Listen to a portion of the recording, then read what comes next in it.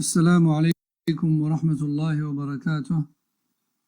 إن الحمد لله نحمده ونستعينه ونستغفره ونعوذ بالله من شرور أنفسنا ومن سيئات أعمالنا.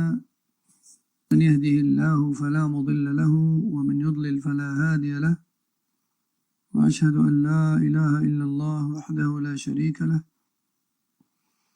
وأشهد أن محمدا عبده ورسوله صلى الله وسلم وبارك عليه وعلى آله وأصحابه أجمعين. أما بعد، فما زلنا مع الباب 38 من أبواب كتاب التوحيد، والذي هو بيان لحكم التحاكم إلى غير الشرع. وقد ذكرنا في الأسبوع الماضي أن هذا ينافي التوحيد،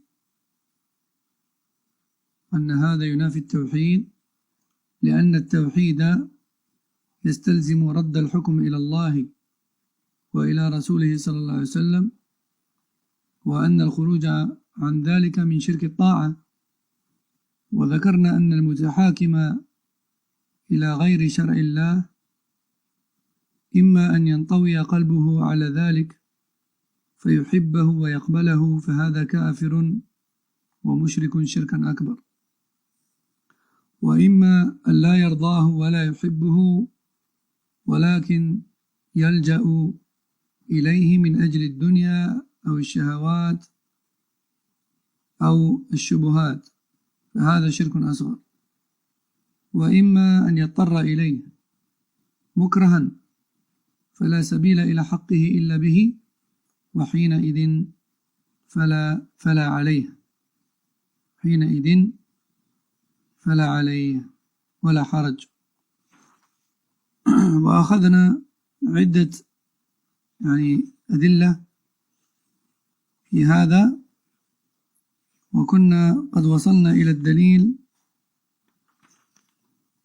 الأول، وما زلنا مع الدليل الأول، وهو قول الله تعالى: ألم تر إلى الذين يزعمون أنهم آمنوا بما أنزل إليك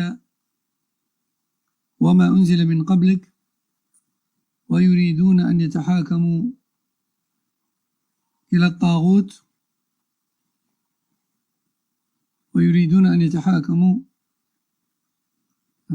الطاغوت المهم. Donc dans ce verset qui a pour sens: n'as-tu pas vu ceux qui prétendent avoir eu foi au livre révélé auparavant ainsi qu'à toi, et qui malgré cela cherchent à régler leurs conflits auprès de juges qui se basent sur autre que la loi divine.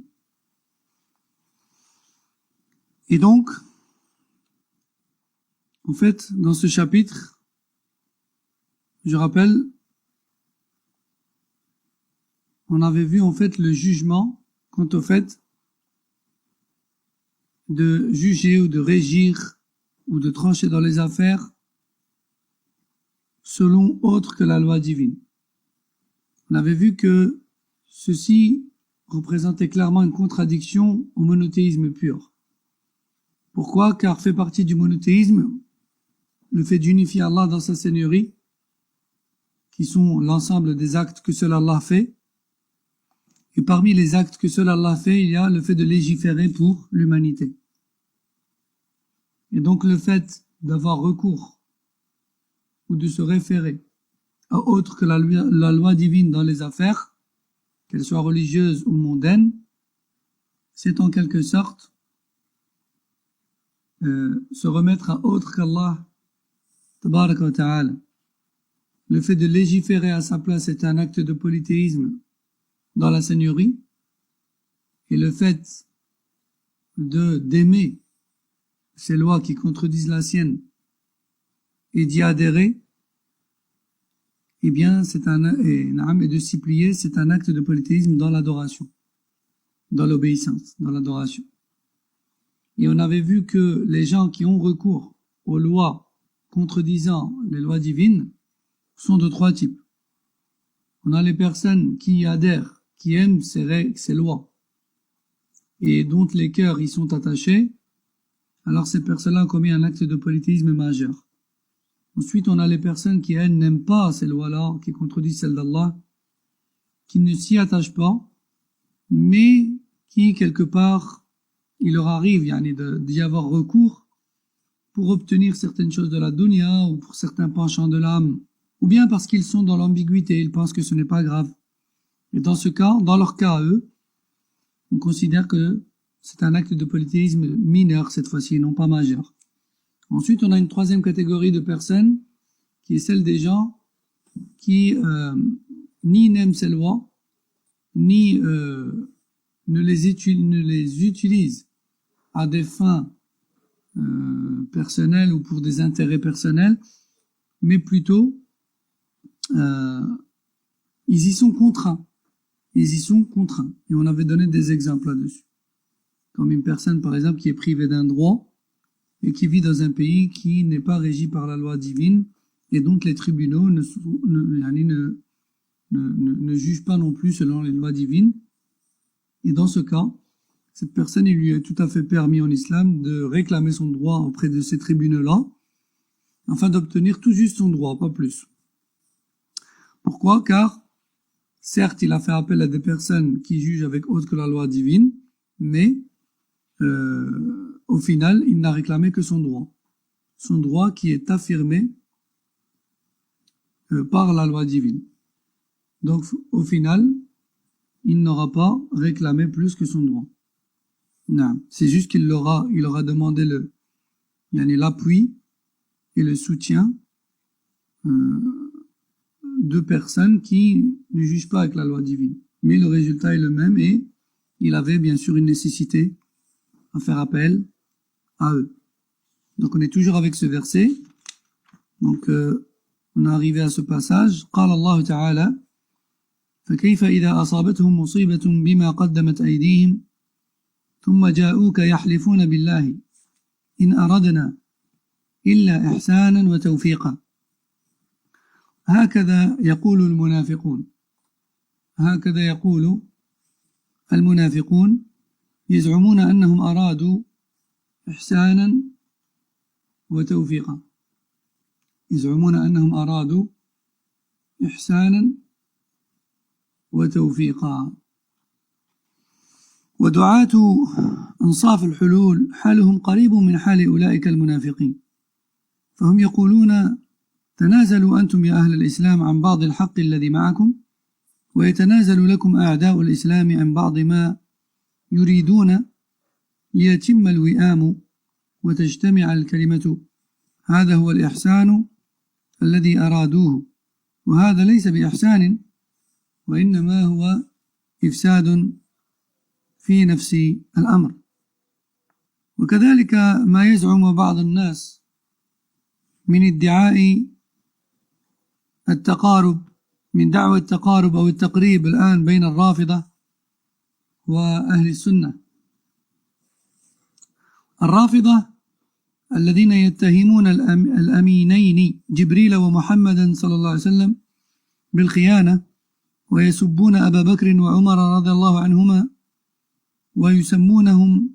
يسمون بأسماء أبي بكر وعمر كلابهم وحميرهم بل ويصغرونها فيقول أحدهم لكلبه بكير ولحماره عمير والعياذ بالله يسبون سائر الصحابة ما عدا عددا قليلا مع علي بن أبي طالب رضي الله عنه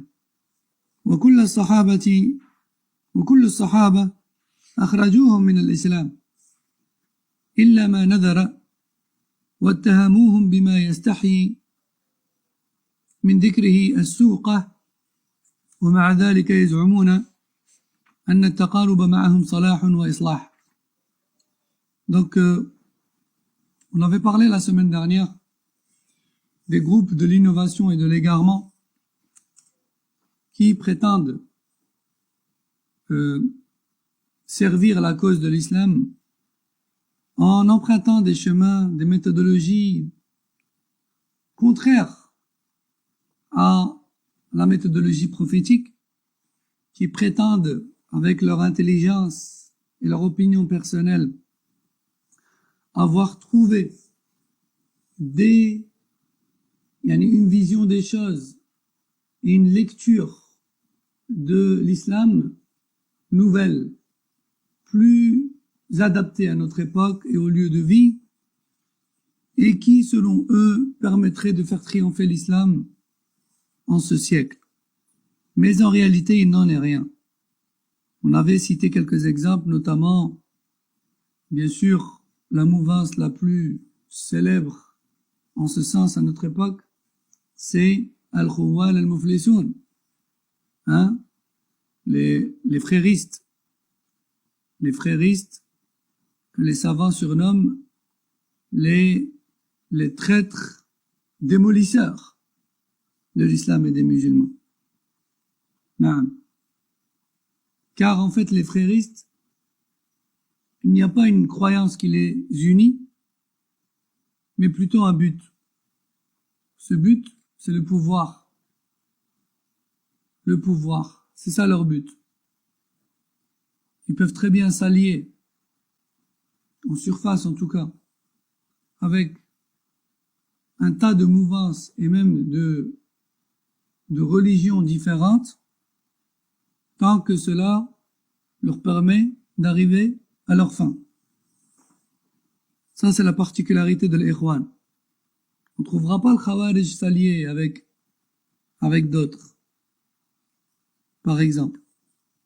Mais on trouvera l'Ikhwan constituer un mélange de mouvances qui acceptent de travailler ensemble dans un seul but.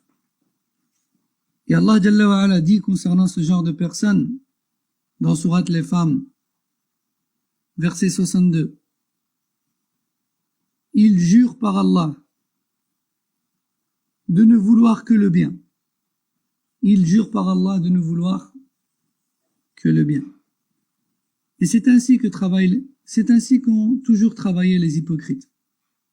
Ils prétendent vouloir le bien, mais il n'en est rien. Car le bien qui réussit n'est que celui qui a été légiféré par le Seigneur de l'univers à ses prophètes et qui a été transmis par ses prophètes aux croyants de manière générale. Pour cela que la défense de l'islam ne peut réussir qu'à travers la méthodologie tracée par le prophète sallallahu alayhi wa sallam, qui est ce qu'on appelle aujourd'hui le salafiyya. Et voilà pourquoi les ennemis de l'islam, ils s'en prennent beaucoup plus aux salafiyyin qu'aux autres mouvances. Bien sûr, on n'entend jamais parler dans les médias de Soufiyya, ni de Jama'at al-Tabligh, ni de l'Ahmadiyya, ni de l'Asha'ira, ni de l'Mu'tazila, ni de ces gens-là. On entend parler surtout de salafiyyin avec beaucoup d'amalgame, et on entend de temps à autre aussi bien sûr parler des fréristes. Pourquoi? Car les fréristes menacent les pouvoirs. Non. Les salafiyyin, bien sûr, ils menacent les pouvoirs, mais pas de la même manière. Ils menacent les pouvoirs de façon solide, de façon sérieuse, de façon sûre, parce que le message divin ne peut que dominer. D'ailleurs, plus il est combattu et plus il prend de l'ampleur. La mouvance des fréristes, en réalité, certes, elle est dangereuse à court terme, mais elle est vouée à l'échec, comme elle l'est d'ailleurs depuis sa naissance.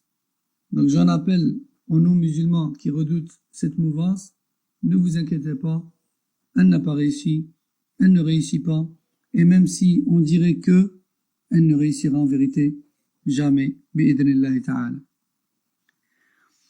Cheikh Najmi nous dit, rahimahullah, les prêcheurs du faux ont toujours travaillé de la sorte. Ils font de très mauvaises choses au nom de l'islam, en prétendant servir celui-ci, alors qu'en réalité, le résultat est tout autre. Ils vont jusqu'à faire de soi-disant pactes avec les ennemis de l'islam, en en prétendant accepter certaines concessions et de se détacher de certaines parties de l'islam, en prétendant que les non-musulmans, eux aussi, vont se faire plus tolérants sur certaines choses, afin que notre parole s'unisse et que l'on puisse voir les choses d'un même œil et que l'on puisse vivre tout à fait normalement ensemble.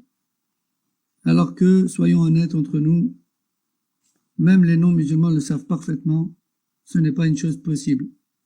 Car les croyants et les non-croyants n'ont jamais cohabité normalement. Certes, il peut y avoir des périodes de l'histoire où il y a le respect l'un de l'autre et où les valeurs de chacun ne sont pas offensées par l'autre et donc du coup, ça permet une certaine stabilité à certaines époques. Mais de là à dire que l'un et l'autre, c'est-à-dire les croyants et les non-croyants, se considéreront tous égaux, c'est pas possible. Ou sinon, qu'est-ce qui ferait des croyants des croyants? S'ils ont embrassé la foi et sont devenus croyants, c'est parce que justement ils se considèrent différents des non-croyants. Non. Or, ces gens de bid'a trompent leur propre religion et leur propre communauté en prétendant qu'il est tout à fait possible, en se débarrassant de certaines choses fondamentales de leur religion, de s'unir ainsi et de pouvoir vivre normalement sans aucune différence entre croyants et non-croyants. Et ceci est en réalité, aux yeux de la religion en tout cas, considéré comme une corruption, une tentative de destruction de la religion et non pas une servitude à cette religion. Aussi en fait partie la prétention de certains groupes de bid'a, encore une fois les Ikhwan en première ligne, mais pas que, qui appellent au rapprochement entre les deux mouvances principales de l'islam, en prétendant que il n'y a pas de différence dans les fondements religieux entre ces deux grandes mouvances, qui sont les sunnites et les chiites, et que finalement on est tous frères, on a la même religion, le même Dieu et le même prophète. Et ceci est vulgairement faux, parce que quiconque connaît la religion de Shia, et en particulier la branche de Rawafid, quiconque a lu un minimum l'histoire de cette mouvance, la croyance, le credo, le dogme de cette mouvance, la vision des adhérents de cette mouvance, la vision qu'ont les chiites, et en particulier Rawafid, des sunnites, et du prophète Mohammed sallallahu alayhi wa sallam, et de ses compagnons, et en particulier Abu Bakr et Omar, il ne peut pas les considérer égaux. Les Rawafid, suiveurs des 12 imams, eux-mêmes disent dans leur livre noir sur blanc, notre Dieu et notre livre ne sont pas du tout les mêmes que ceux des sunnites. Vous imaginez? Carrément notre Dieu et notre livre ne sont pas les mêmes que ceux des chiites. Donc eux, rejettent le Coran et rejettent Mohammed sallallahu alayhi wa sallam et rejettent Allah azza wa jal même avant tout. Et nous, on est contraints de les considérer pareil que nous, égaux. Ça c'est très étonnant. Et aussi, subhanallah, pire que cela encore, et plus étonnant et plus surprenant, c'est de voir à quel point ces Rawafid en fait, qui sont l'allié le plus, disons entre guillemets, le plus fort de ceux qui veulent la destruction de l'islam et des musulmans, c'est l'allié le plus fort des ennemis de l'islam. Pourquoi? Car les chiites ne considèrent pas la majorité musulmane qui sont les sunnites comme étant sur la vérité. Ils voudraient les détruire. On trouve d'ailleurs dans les fatawas de leurs grands imams comme Al-Khomeini qu'il faut égorger et exterminer les sunnites. Donc, qu'est-ce qu'ils font? Ils aident les ennemis des musulmans, les ennemis de l'islam sunnite, ils les aident contre l'islam et contre les sunnites. Malgré ça, on trouve des mouvances comme les savants les appellent clairement al-Khouwan, al-Muflisin, les traîtres destructeurs, qui sont les Khouwan, appelés au rapprochement entre le sunnisme et le chiisme, appelés à la fraternité, à l'entraide, mais ce n'est pas possible. Tu ne peux pas joindre les deux. Ce serait comme joindre le feu et l'eau. Ce serait comme joindre, ce sont deux choses qui ne peuvent être mélangées, c'est impossible. Il faut savoir qu'Al-Rawafid traite de mécréants la plupart des compagnons, si ce n'est Ali ibn Abi Talib et quelques rapprochés de celui-ci. Il les déclare mécréants et apostats. Plutôt même, ils nomment leurs chiens et leurs ânes avec les prénoms des meilleurs des hommes de cette communauté, à savoir Abu Bakr et Omar. Ils nomment leurs chiens Abu Bakr et Omar. Ils nomment leurs ânes Abu Bakr et Omar, afin de les avilir. Pire encore, ils rétrécissent leurs prénoms. Et au lieu de dire Abu Bakr, ils disent Boukair, petit Bakr. Ou alors ils appellent leurs ânes Umayr, petit Omar, etc. Qu'Allah nous en préserve. Donc, ce genre de paroles sur les compagnons, même les plus tordus et les plus égarés parmi les musulmans, les plus vulgaires et les plus mauvais n'oseraient pas dire de telles paroles sur Abu Bakr et Omar. Pourtant, Rawafid, parmi les chiites, eux, se permettent de le faire. Donc, comment est-ce que on peut prétendre vouloir la réforme, l'apaisement et la paix entre l'islam et le non-islam, si je peux dire ça comme ça, avec de telles revendications, de telles volontés et de telles prêches. Donc ça, c'était par rapport à Dalil al-Awwal. Dalil al-Thani, donc le deuxième dalil du chapitre, la parole d'Allah tabaraka wa ta'ala dans sourate Al-A'raf, verset 56, ne corrompez pas, ou plutôt ne semez pas la corruption sur terre après qu'elle ait été réformée. Après qu'elle ait été réformée.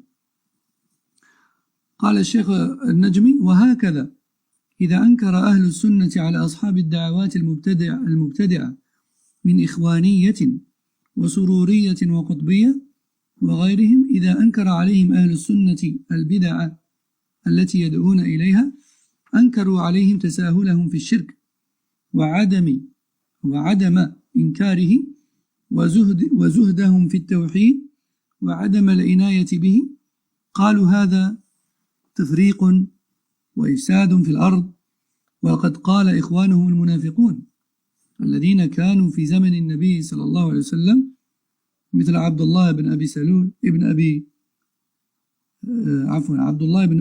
بن سلول وأمثاله من المنافقين قالوا أو قال الله فيهم وإذا قيل لهم لا تفسدوا في الأرض قالوا إنما نحن مصلحون وهذا قول باطل وزعم كاذب فمتى كان هؤلاء دعاة إصلاح وإنما هم في الحقيقة دعاة فساد فمن يزعم بأن الاتفاق مع هؤلاء إصلاح وجمع للكلمة فهو كاذب مبطل يريد الترويج للباطل ونبذ الحق يريدون من أهل السنة أن يقبلوا البدع وأن يتركوا الدعوة إلى التوحيد وهذا هو عين الفساد والضلال وإنا لله وإنا إليه راجعون. Donc, le deuxième dalil, on a dit quoi? Allah Jalla wa Ala dit, ce qui a pour sens, ne se met pas la corruption sur terre après qu'elle ait été réformée. Allah a révélé l'islam. Et le prophète sallallahu alayhi wa sallam a fait une da'wa très forte. Il a réformé des gens qui étaient loin de l'islam, qui sont devenus les meilleurs des hommes de cette communauté, radallahu anhum, et qui ont propagé l'islam autant que possible. L'islam est arrivé très loin. Et il n'a cessé de se propager sur terre tant que la communauté était à son meilleur niveau de foi et d'obéissance et de suivi des règles. Lorsque la communauté a commencé à faiblir en ce sens, le poids de la communauté musulmane, sa puissance et sa dominance a diminué. Non. C'était la promesse d'Allah Azza wa Jal. Naam. Je vous donnerai la notoriété et la dominance sur terre tant que vous m'adorerez seul et que vous suivrez mes prescriptions. Sous-entendu, le contraire. Le sous-entendu, c'est quoi? C'est que si vous m'adorez pas seul, ou si vous vous détournez de mes prescriptions, alors vous perdrez la dominance et l'apogée que vous aviez. Naam. Et d'ailleurs, cela nous ramène encore une fois à ceux qui prétendent servir l'islam, le défendre, le propager et permettre, comme ils disent ou comme ils prétendent, sa sédentarité en France ou ailleurs. Eh bien, en réalité, ils détruisent l'islam. Ils cherchent à falsifier ses textes et ses sens et à le détruire en réalité et à égarer la communauté musulmane. Mais ce ne sera pas possible. Ça ne marchera pas, walillahi alhamd. Et encore une fois, en première ligne de mire, ce sont l'ikhwan. L'ikhwan ou encore Sururiya al-Qutbiyya. En fait, Sururiya al-Qutbiyya, ce sont des fractions de l'ikhwan. Ce sont des fractions de l'ikhwan. Il faut savoir que l'ikhwaniyya, au sein de l'ikhwaniyya, il y a beaucoup de conflits, beaucoup de déchirures, beaucoup de fractions qui se sont produites au cours de l'histoire. L'ikhwaniyya, c'est un tout. Et à certains moments de l'histoire, il y a eu des divergences. Encore une fois, pourquoi? Parce que le but n'est pas la crainte d'Allah et l'élévation de la parole d'Allah sur terre, mais plutôt le pouvoir, le respect des autres, la distinction, etc. C'est pour ça que Sururiya, qui a été fondé par Ibn Surur, Al-Qutbiyya, par Sayyid Qutb, etc. Donc tout ça, ça s'est créé par après. Mais ce sont toutes des branches et des fractions qui descendent de l'Ikhwaniyya, bien sûr.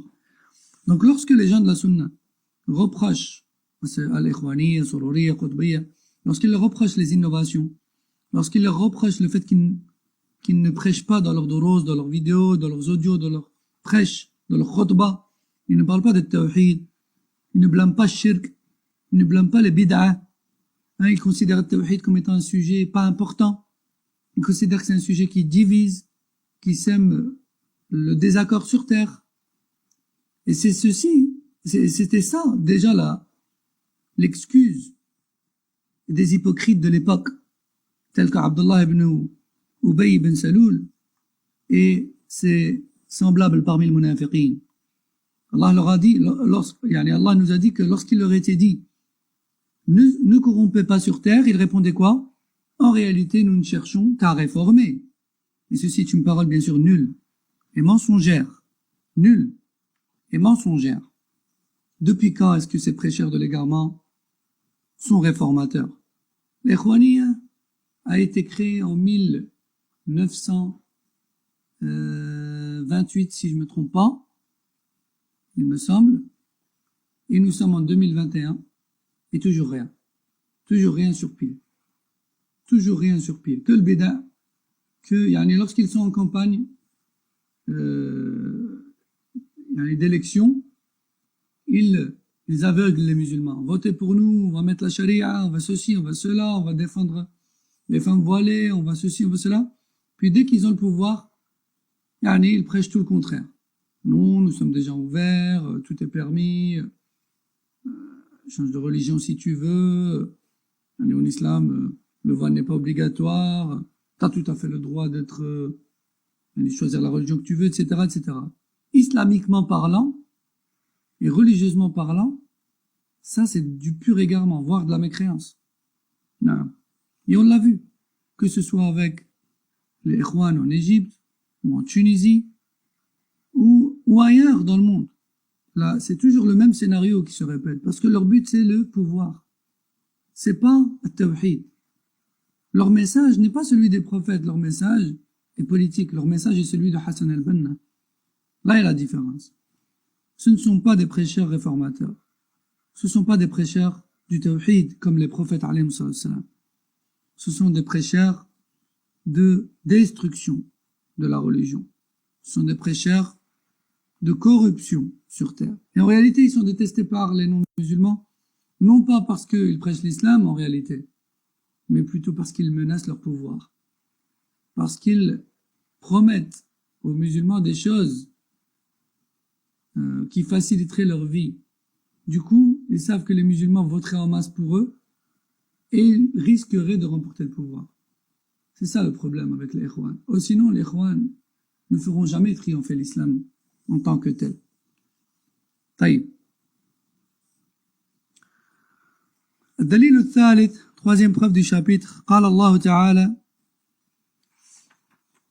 ولا تفسدوا في الأرض ولا تفسدوا في الأرض بعد إصلاحها. Donc le dalil d'avant c'était et lorsqu'il leur était dit ne corrompez pas sur terre, il disait nous ne sommes que des réformateurs. Et ici, le troisième dalil lui ressemble. Ne corrompez pas sur terre, ou plutôt ne semez pas la corruption après qu'elle ait été réformée.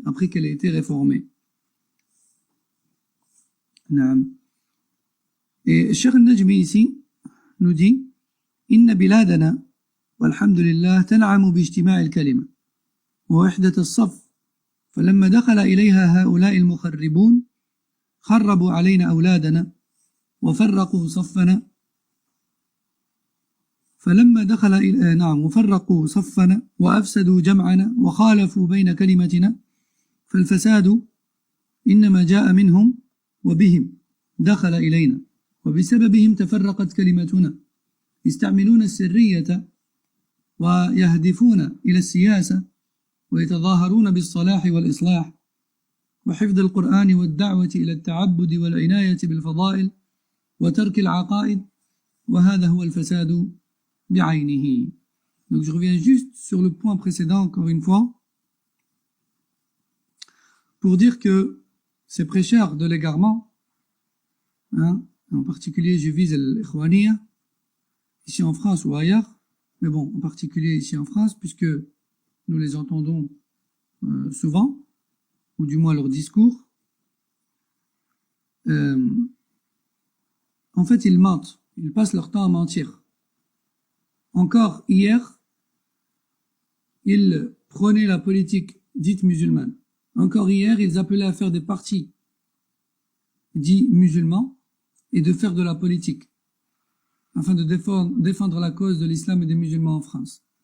Aujourd'hui, vu que tous les canons sont braqués sur eux, ils font carrément des prêches à la mosquée en disant « Vive la République, vive la laïcité, vive la loi 1905, tout le monde est égal, chacun a le droit de changer de religion, etc., etc. » Alors que nous savons très bien que tout cela est contraire à la foi musulmane.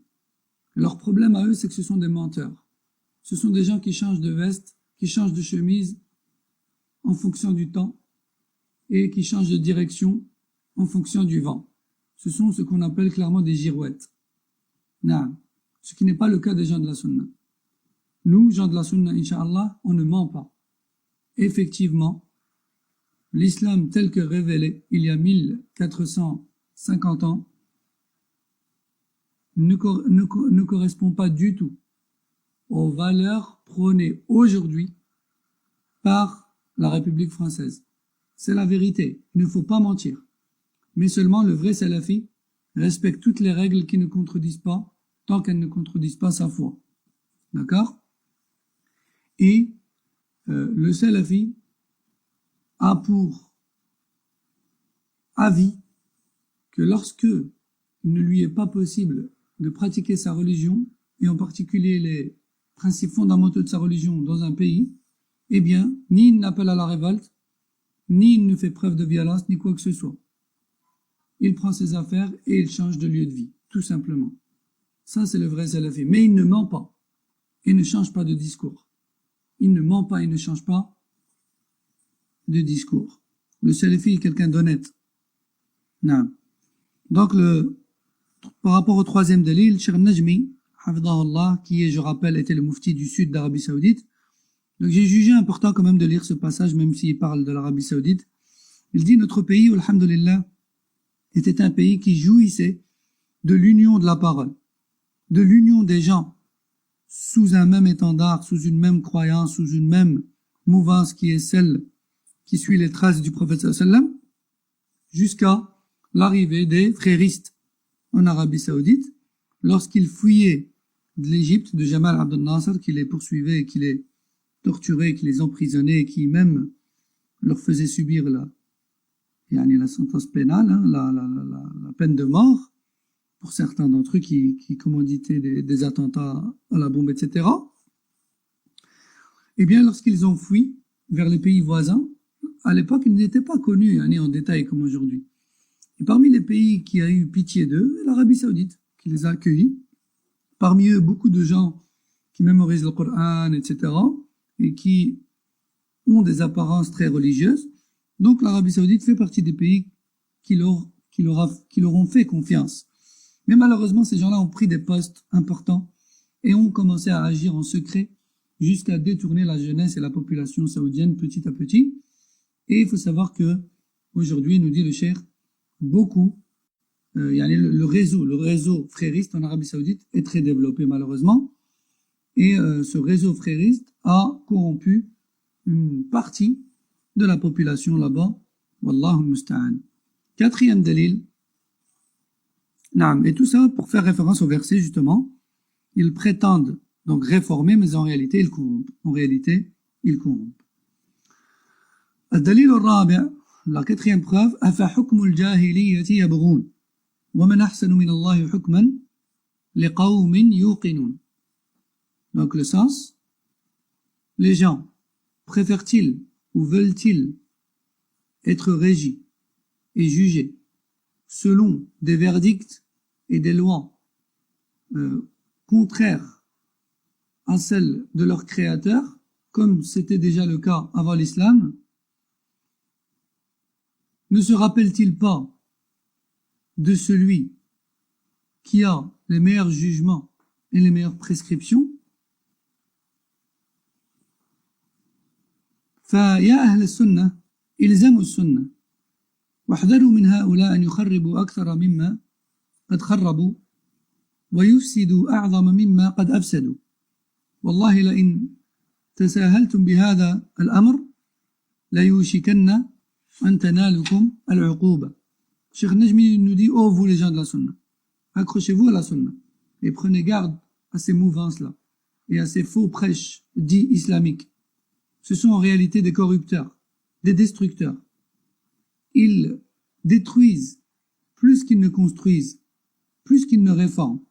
Si vous prenez à la légère cette chose-là, et que vous écoutez tout prêcheur, et que vous faites confiance à tout imam et à tout prédicateur, par Allah vous risquez le péril dans votre religion, dans votre vie d'ici-bas et dans l'au-delà.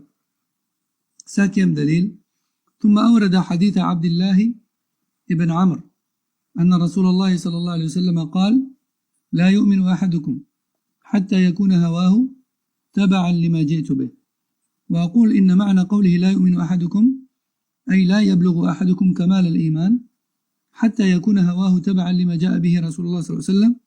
لقد جاء رسول الله صلى الله عليه وسلم بالحق صافيا ناصعا انظر إلى أحكامه هل تجد فيها شيئا تنكره العقول السليمة؟ لا والله، بل كل ما فيه تؤيده العقول السليمة، فإنه عين الحق ومحض الحكمة، مع أنه حق قائم بنفسه لا يحتاج إلى شاهد، لأنه شرع الله المنزل ودينه المكمل. والله تعالى يقول: اليوم أكملت لكم دينكم وأتممت عليكم نعمتي ورضيت لكم الإسلام دينا. فأي حكم تجده فيه فأي حكم من أحكام الناس تجده في الإسلام فاعلم أنه عين الحكمة ولب العدل وغاية الصلاح والإصلاح. يعلم ذلك من يتأمل أحكام الله التي حملها إلينا رسول الله صلى الله عليه وسلم من كتاب وسنة. ولقد قال صلوات الله وسلامه عليه: تركتكم على البيضاء ليلها كنهارها لا يزيغ عنها بعدي إلا هالك. رواه ابن ماجه من حديث العرباض وصححه الألباني رحمه الله تعالى في صحيح الجامع. Non. Donc bien sûr, depuis tout à l'heure, le cheikh nous parle de la bid'a, des gens de bid'a, etc. Alors qu'en réalité, lorsqu'on parle de la loi ou des verdicts, des tribunaux, etc., c'est vrai qu'on a plus tendance à Pensez au gouvernement et au pouvoir des pays. Oui, certes, effectivement, mais la législation divine, certes, elle peut être contredite par les tribunaux et les gouverneurs et les gouvernements, mais pas que. Également par les prédicateurs religieux qui prêchent un culte qui n'est pas celui voulu par Allah Azza wa Jal. Et ça, c'est tout aussi grave en fait. C'est pareil. C'est du pareil au même. C'est de prêcher ou d'appeler à une chose ou à une législation qu'Allah n'a pas donnée, qu'Allah n'a pas prescrite. C'est pareil quelque part en fait. Donc cinquième dalil, le hadith de Abdullah bin Amr, dans lequel le prophète sallallahu alayhi wa sallam a dit: nul d'entre vous ne sera véritablement croyant, c'est-à-dire n'aura la foi complète, nul d'entre vous n'aura la foi complète jusqu'à ce qu'il fasse dépendre ses envies de la religion, et non pas la religion de ses envies. Ce sont tes envies qui doivent dépendre de la religion, et non pas la religion qui doit dépendre de tes envies. Naam.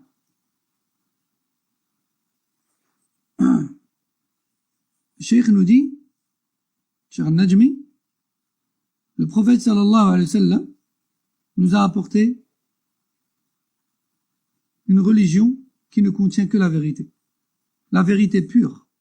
Il suffit d'observer les prescriptions et les règles de celle-ci.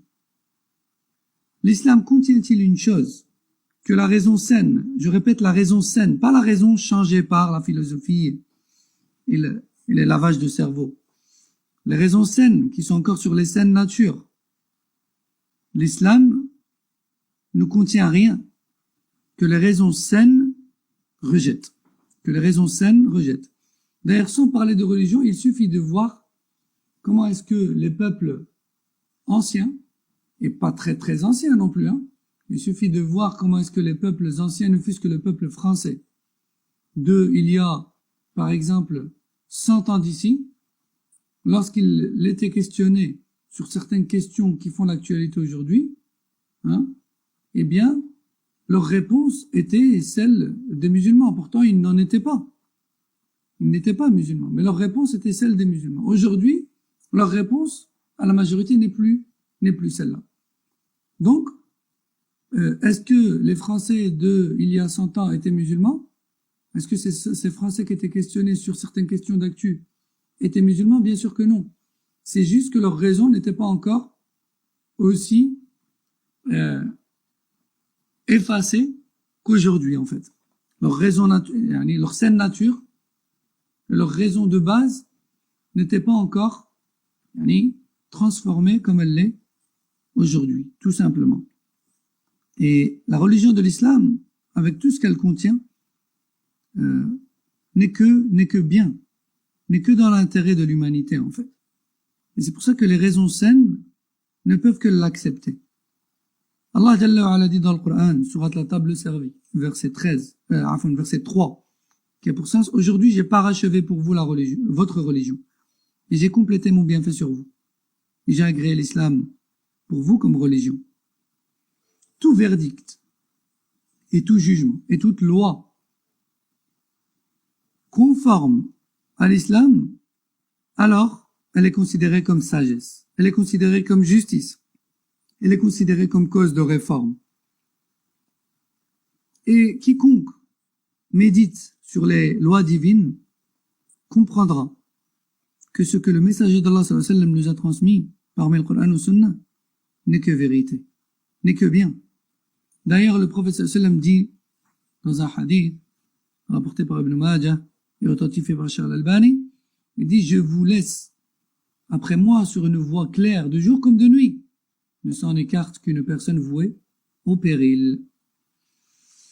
ثم ذكر المؤلف, ensuite la dernière preuve du chapitre, الأثر عن الشعبي قال كان بين رجل من المنافقين ورجل من اليهود خصومة، فقال اليهودي: نتحاكم إلى محمد صلى الله عليه وسلم عرف أنه لا يأخذ الرشوة. وقال المنافق نتحاكم إلى اليهود لعلمه أنهم يأخذون الرشوة، فاتفقا أن يأتيا كاهنا في جهينة فيتحاكما إليه، فنزلت ألم تر إلى الذين يزعمون أنهم يؤمنون الآية، والمقصود به المنافق. وقيل أن هذه الآية نزلت في رجلين اختصما، فقال أحدهم نترافع إلى النبي صلى الله عليه وسلم، وقال الآخر إلى كعب بن الأشرف وهو كاهن يعني. قال الشيخ العصيمي حفظه الله: هذا الحديث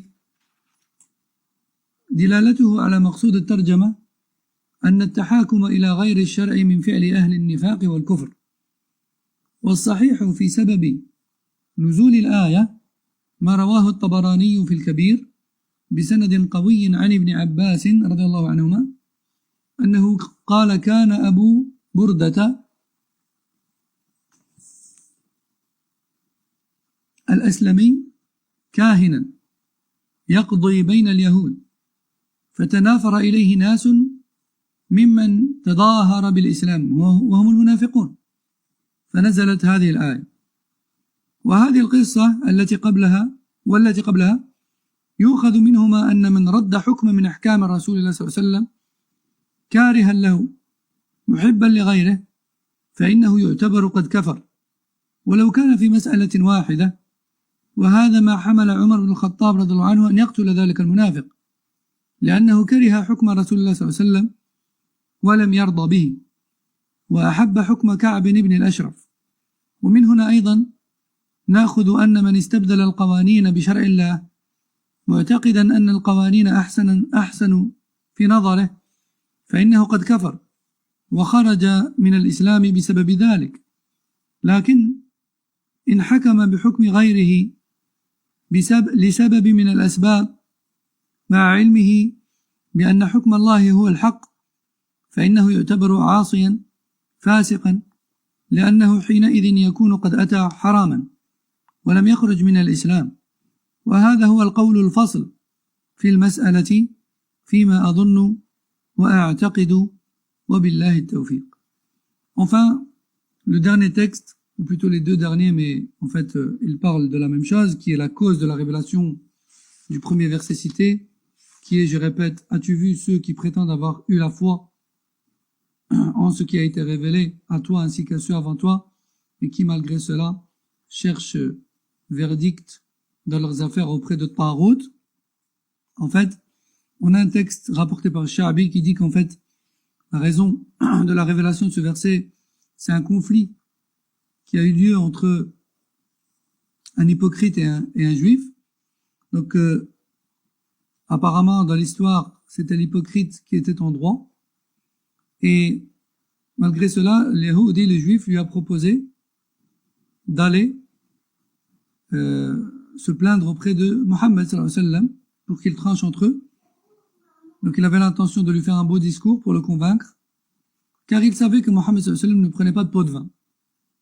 L'hypocrite, lui, vu qu'il savait qu'il avait raison dans le fond, lui, il a plutôt proposé, l'hypocrite, non mais je me suis trompé, en fait c'est le juif qui avait raison dans le fond, le juif avait raison dans le fond, c'était lui qui était en droit dans cette histoire, dans ce conflit. Le juif, de ce fait, lui, voulait ramener son affaire au prophète sallallahu alayhi wa sallam, car il savait qu'il était juste et qu'il ne prenait pas de pot de vin. Donc il n'y avait pas de risque à ce que l'hypocrite avec qui il est en conflit donne un pot de vin à Mohammed sallallahu alayhi wa sallam pour qu'il juge en sa faveur, qu'il tranche en sa faveur. Quant à l'hypocrite, lui, vu qu'il avait tort dans l'histoire, dans le fond, il a refusé de ramener l'affaire à Mohammed sallallahu alayhi wa sallam, mais plutôt il a proposé, dans une version, il a proposé de la ramener à un charlatan. Hein? Tandis que dans une autre version, il se serait plutôt mis d'accord pour ramener leur affaire à un charlatan qui s'appelait Ka'b ibn al-Ashraf. Cheikh al-Husaymi, lui, il nous dit qu'en réalité, il y a une divergence sur la raison de de la révélation de ce verset et quelle est l'histoire exacte.